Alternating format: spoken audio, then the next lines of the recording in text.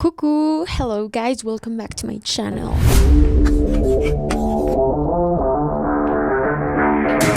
Este video irá dedicado a la pregunta constante. ¿Es verdad que después de aprender tu segundo idioma, aprender los otros es más fácil? Y la respuesta es sí, pero no. Los idiomas se encuentran divididos en familias. Y estas clasificaciones se hacen según los orígenes o reglas de la lengua.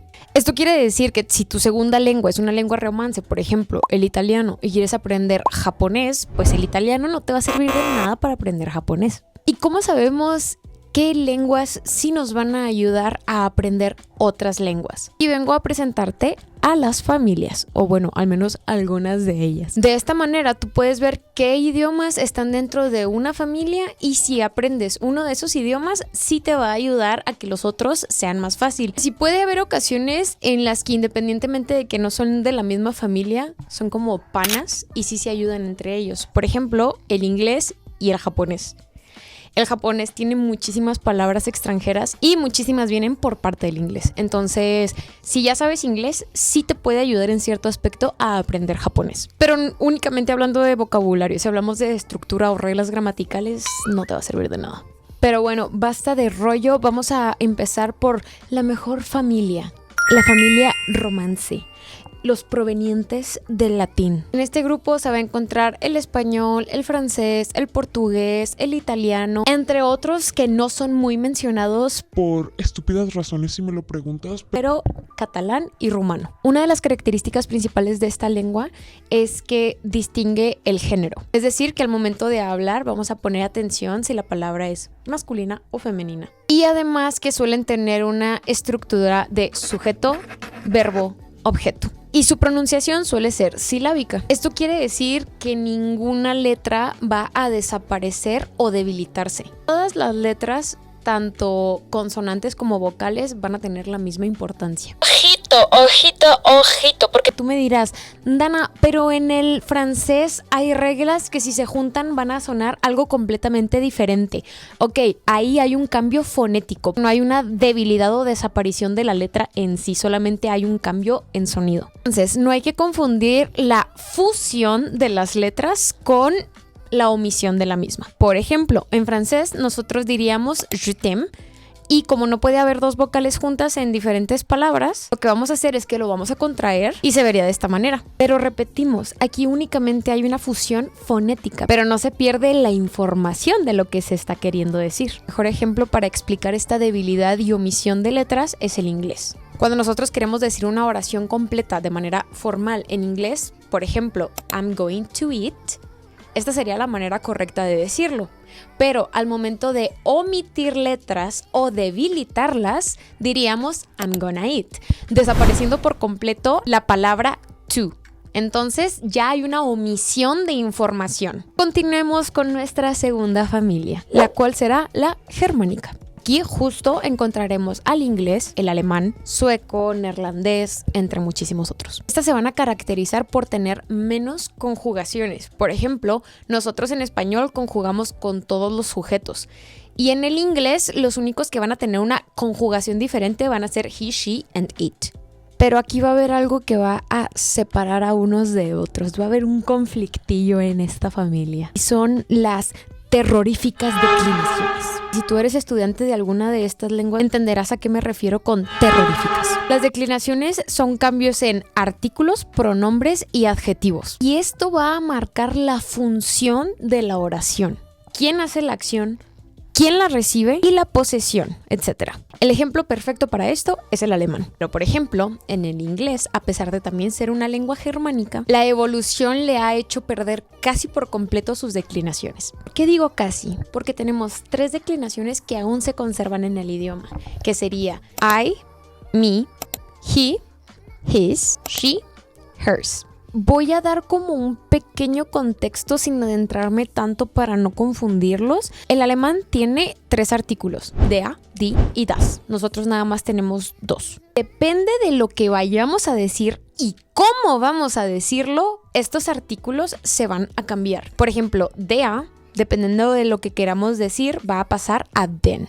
todos van a cambiar dependiendo de lo que tú quieras decir en la oración, porque estos van a indicar qué es lo que se hace y qué no. Nosotros no necesitamos declinaciones porque nuestra lengua nos permite cambiar la estructura para dar sentido. Pero en el alemán el sentido debe respetar a la estructura. Esto quiere decir que jamás se va a cambiar la estructura, por lo que la información debe de responderse con los artículos, adjetivos, etc. Let's go to our third family. Y son las lenguas eslavas, hogar del ruso, polaco, checo, ucraniano, etc. Lo hermoso de estas lenguas es que su estructura es flexible. Esto quiere decir que a diferencia de las germánicas, no dependen absolutamente nada del orden gramatical. O sea, vale madre la estructura. Porque aquí, a diferencia de que las declinaciones marcan el sentido, aquí la importancia va a estar en el final de la oración. Las terminaciones son las que van a marcar el sentido.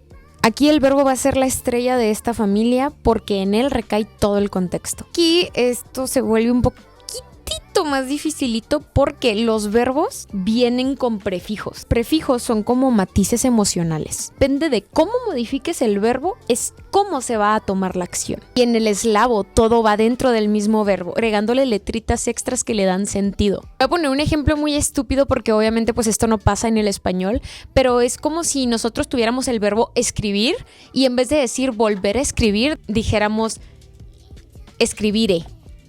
Y escribiré ya significa volver a escribir. ¿Me explico? Aquí voy a poner unos ejemplos. En el primero tenemos la palabra escribir y luego en el segundo tenemos la palabra anotar, que tiene relación con escribir. Entonces se agrega un prefijo y la palabra escribir se transforma a anotar. O, por ejemplo, en la tercera palabra que tenemos volver a escribir, si se fijan, se agregaron como otras letritas que son los prefijos y hacen que la palabra escribir se convierta en reescribir. Y así con un chingo de ejemplos. Sin embargo, es importante mencionar que justo en esta familia hay muchísimas diferencias entre lenguas. Cambian muchísimo en sonido, escritura y complejidad. Número 4. Aquí vamos a encontrar a las familias semíticas. Por ejemplo, árabe y hebreo. Estos idiomas son identificados por su sistema de raíz consonántica, su escritura invertida y sus sonidos guturales. Quiere decir que cuando ellos hablan, el sonido que emiten viene desde lugares anatómicamente desconocidos al momento de emitir un sonido. Para nosotros. Aquí la garganta es un canal activo de pronunciación, no es un tubo de aire nomás. Aquí todos trabajan, todos hacen algo. Además, en este tipo de lenguas no aprendes palabras, te aprendes la idea hecha de consonantes. Y luego las vocales te dirán qué está sucediendo con esa idea. Volvamos de nuevo al ejemplo de escribir. En el español, nosotros partimos del verbo. En base a eso, para modificar el verbo, nosotros agarramos una raíz y luego agregamos las terminaciones. Por ejemplo, escritor, escritura. Pero viene de la misma palabra, sostiene la misma raíz. Aquí lo que cambiamos son sufijos. En el árabe son más bien consonantes que hacen la idea y entre cada consonante se agregan vocales que le dan sentido. Por ejemplo, K, T, B, escritura. Y depende de las vocales que agregues a ese KTB, es que va a cambiar el significado. Por ejemplo, estamos hablando de la acción de escribir, entonces se diría kataba. Estamos hablando del escritor, alguien que escribe, entonces kativ. Todo sale del mismo núcleo, no de palabras distintas. And last but not least, nuestra familia japónica. La primera diferencia de estas lenguas es que no van a responder a la estructura que nosotros utilizamos en español de sujeto, verbo, objeto. Aquí se invierten el objeto y el verbo y sería sujeto, objeto, verbo. Estos idiomas utilizan partículas que serán cargadas por funciones. Además de que estos idiomas sostienen un gran peso cultural y social. Y dependen muchísimo del contexto y la relación. Esto quiere decir que en este idioma la información se va a organizar por contexto y relación y el verbo lo mandamos al final. Prácticamente el cerebro japonés tiene que esperar a que toda la oración sea dicha para poder entender lo que realmente se está queriendo decir. De que hay algo bien bonito del japonés que yo digo, ¿por qué los otros idiomas se complican tanto? Los verbos en el japonés solamente van a cambiar por tiempo, intención y cortesía. Por ejemplo, el verbo mimar. Luego tenemos el verbo en pasado y va a ser el único tiempo que vamos a usar, presente y pasado. El verbo es un elemento estable, pero va a cerrar todo. Entonces, en pocas palabras, lenguas romances, emoción y acción. Lenguas germánicas, acciones directas. Eslavas, función y relación. Semítica, raíz conceptual. Y japónica, relación social. Si el español se hablara como estos idiomas, se escucharía algo así. Mi mamá me mima, mamá mi mami, sobre mi mamá mi mimar, mimar mamami. Pero bueno chicos, obviamente hay muchísimas otras familias, pero quise hablar como que de mis favoritas, de las cool. Es broma, todos los idiomas son cool. Pero ¿saben qué es más cool que un idioma? Alguien que habla idiomas. Así que espero que este video les sirva para saber con qué familia irse. Y esta es tu señal para aprender un nuevo idioma. Yo te enseño, no se peleen, tranquilos. Le puedo enseñar a todos. Pero bueno, chamacones, muchas gracias por ver. Nos vemos la siguiente semana en un nuevo episodio. Bisú, chao.